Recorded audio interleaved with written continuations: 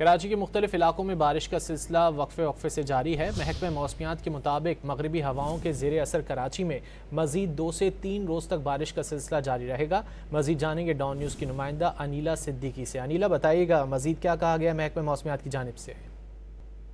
जी बिल्कुल, कराची में 2 दिन से जारी बारिश के बाद मौसम खुशगवार हो गया है और अब तक के इत्तलात के मुताबिक कराची के कुछ इलाकों में कहीं हल्की बारिश हो रही है तो कहीं तेज़ बारिश हो रही है। इस वक्त मैं मौजूद हूँ फेयर हॉल में, यहाँ भी हल्की फुल्की बारिश हो रही है।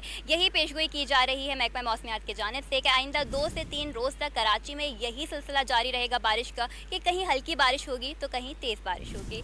इसके अलावा यहाँ शहरियों की बड़ी तादाद मौजूद है जो इस खूबसूरत मंजर को और इस खूबसूरत नज़ारे को, इस खूबसूरत मौसम को एंजॉय करने के लिए बड़ी तादाद में यहाँ पहुँचे हैं।